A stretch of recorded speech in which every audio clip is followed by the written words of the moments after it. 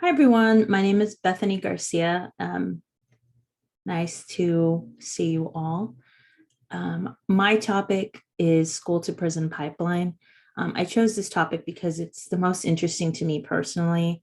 Before studying this, I never realized how it really starts in the school system and the public education system. And the more I delved into it, it just made so much sense to me.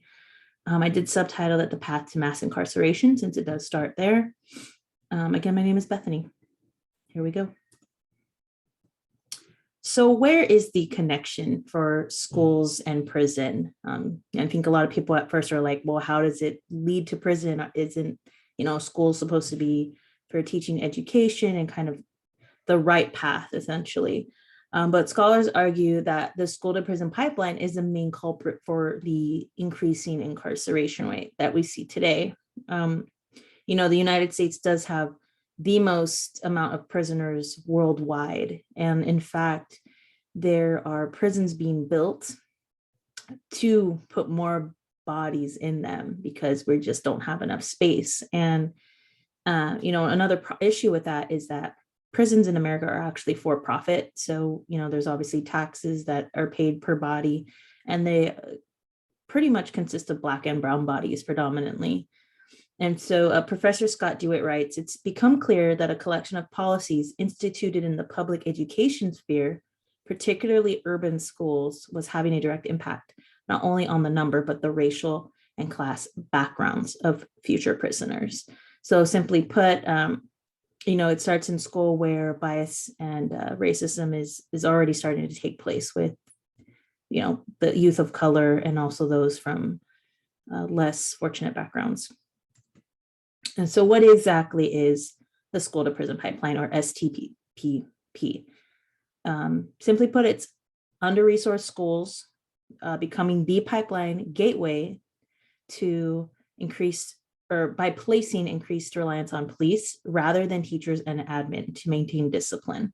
So personally, this reminded me of when I was in high school. I think it was freshman year.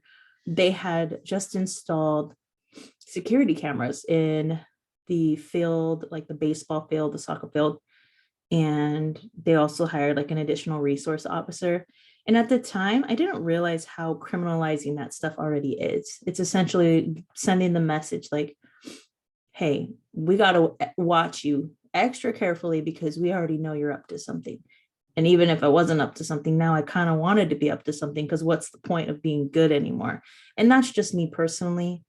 I mean, I can tell you that I used to smoke weed in the outfield where those cameras were, and I knew where to hide. And there's many times where I could have definitely been punished much harsher than I was, including, expulsion, suspension, and maybe even an infraction or a misdemeanor. But I wasn't caught, but I know several people who were. And I do think that I wasn't too harshly punished because I am a white appearing Hispanic female.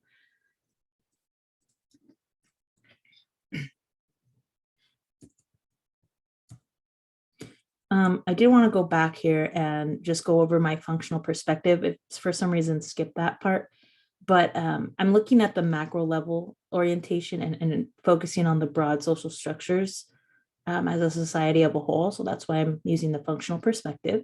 And then my personal sociological lens is I am Hispanic, I am a lesbian female, and I have experienced poverty and educational limitations, as well as discrimination from school and within my own family.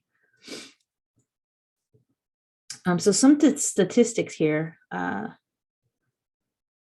It is a predominantly, African American and Latinos are affected mainly when it comes to the school to prison pipeline.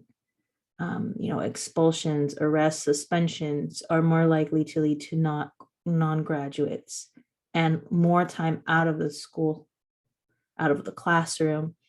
And that we all know that just perpetuates the problem of why people are not successful in school and after school. Youth of color are more likely than white to be placed in the foster care system. And that's also a breeding ground for the criminal justice system. 50% of children in the foster care system are Black or Latino. 30% of the foster care youth entering the juvenile system are are placement related behavioral cases. So they're like running away, they're acting out. 25% of young people leaving foster care will be incarcerated within a few years after turning 18. And over half will be unemployed within a few years after turning 18. And shockingly, 70% of inmates in California alone are former foster care youth. So right automatically, I'm thinking community, lack of support. It's not there for these kids since day one. And the causes, again, are poor communities, lower income and poor students who are disproportionately children of color. They live in urban communities with less resources, and they do experience harsher disciplines than middle class students. It's really important to support these children in all areas, and a lot of kids are not getting that. And when you go to school expecting to get a portion of that, and you have to understand they're struggling, they're coming from broken homes themselves a lot of times, there's only so much the teachers can really try to do, and then they turn to discipline, which would lead to their experience over and over getting in trouble and leading to jail. Another cause of this is hypersurveillance, like we discussed. I saw the cameras being installed in my own school and how that made me feel. But more so, it's leading to more opportunities to be punished for things like truancy, being late to school, which is kind of a ridiculous rule. I understand the purpose, but I don't think the punishment fits. You have liquor law violations, so underage drinking, which I don't know if any of you have done that, but I've definitely done that. Running away and curfew. I also would pass curfew, and I've been pulled over at 15 for that. Not pulled over, but they caught me on the street, I guess. I was at the movies. And then I think another major cause is obviously bias and racism. So the perception of young Black males is significantly different than their white counterparts. We know for a fact that young Black males are seen as older, therefore we place more responsibility on them. But there's also a stigma in our society that they're more, prone to be rule breakers or a threat. I mean, it's the reason why we see unarmed Black men shot all the time by authorities, or why, white females would view a Black man as threatening if he literally isn't doing anything different than a white person would be doing. So those three altogether are the major causes of why there's such harsh punishment in the school system, which leads to prison. So with all this said, what can we really do? It almost seems a bit helpless because these policies are in place in almost every public education system. We need to work together to create rehabilitation and empathetic-based approaches when assisting children.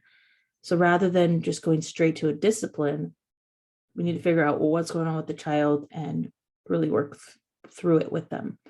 And we need to create stronger bonds with people in authority and rethink resource officers on campus. I think that children are not always able to connect with people that they see as authoritative. And so to communicate and kind of get on their level and kind of just communicate and let them know that we're there for them no matter what. And then de-escalation in stressful situations should be the number one defense instead of automatic punishment. So again, just kind of taking a step back from the punishment and realizing it's not resolving all of these problems going on.